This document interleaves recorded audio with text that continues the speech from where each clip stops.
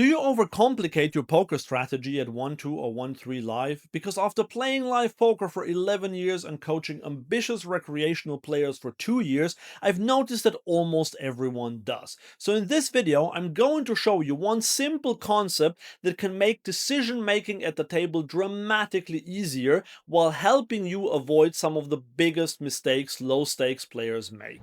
When a new player starts studying poker, there's one thing that they get told early on by experienced players. Poker is about ranges, not about individual hands. This is, of course, very sound advice, but unnecessary for live low stakes. When you are not very experienced, trying to remember your range, your opponent's range, pot odds, stack sizes, bet sizes, and player tendencies can feel absolutely overwhelming. So this is where the trick I'm going to show you is super powerful. To show you what I mean, let's look at a concrete example. Let's say you're in a 1-2 game sitting in the big blind with pocket sevens. A very tight middle position player raises to $10. The cutoff calls and you call behind. Three players see a flop of Jack 7-3 rainbow, so you have a middle set.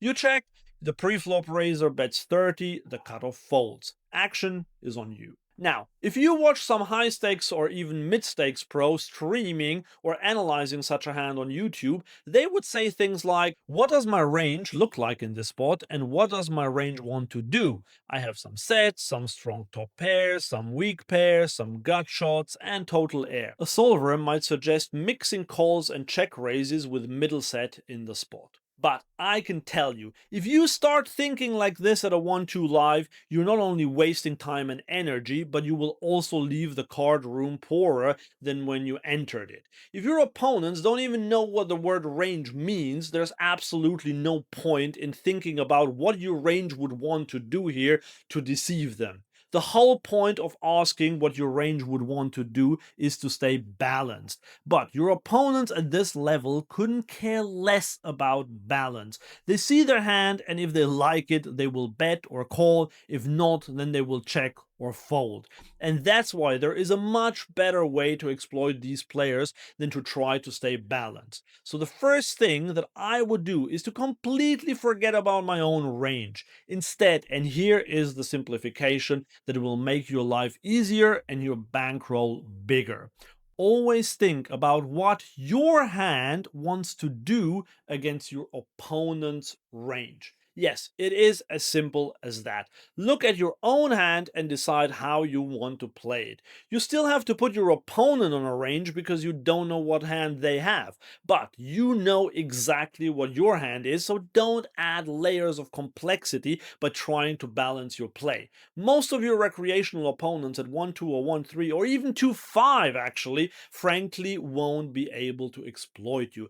Nobody in these games is running you through a solver in real time or at all. They're playing their cards, making their best guesses, and reacting emotionally when they face aggression. They're probably more likely to exploit the buffet than your bet sizing. So let's go back to our example to see how this works. We said that the original raiser was a tight player. He raised pre-flop and he c-bet on the flop.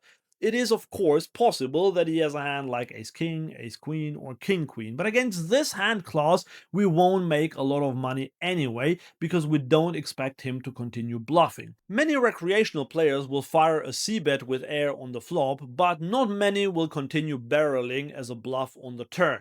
A hand class that he might have are big pocket pairs like aces, kings, queens, and we can add ace-jack to this hand class as well, because it is top pair, top kicker now.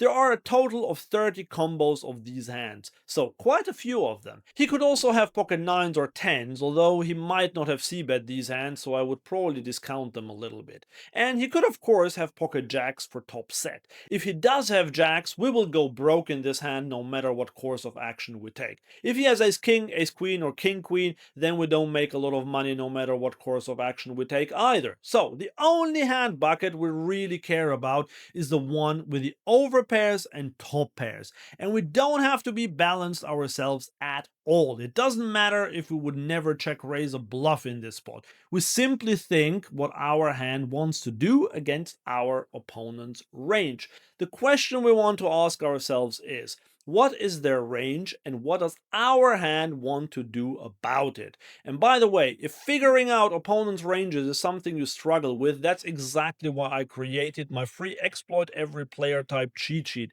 It shows you the biggest mistakes each player type makes and how to take advantage of them. You can grab it using the link below or scanning this QR code. Now, let's finish this example. We'll just check raise, and if he calls, we'll shove the turn and hopefully scoop a nice big pot.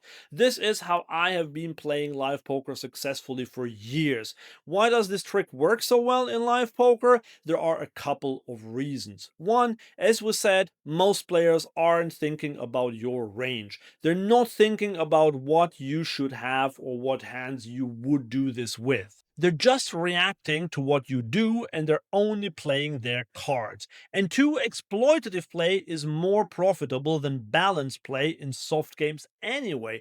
Truly balanced play is unbeatable, yes, but if everyone at the table were to play a balanced strategy, then nobody would win except for the card room that makes a lot of money in Rake. But noticing what your opponents do wrong and exploiting their mistakes is what makes your win rate at live low stakes poker look like this. You're not up against robots, you're up against people who play too loose pre-flop, call too much post-flop, and don't adjust properly to whatever you are doing. This approach streamlines your thought process and keeps you focused even when the table gets chaotic. In tougher games against players who do adjust, you have to be more careful. But in most live low stakes games, the concept of your hand versus their range is absolutely enough to have a nice win rate like many of my students. You still have to know how to exploit those players though, so if you want help identifying ranges and exploiting different player types, download the free Exploit Every Player Type cheat sheet, link below or scan this QR code. But while these hacks are super important, you will need a real step-by-step strategy to know exactly what to do at every point of a hand and to crush the live low stakes. Luckily, I have put exactly that strategy together for you, so watch this video next.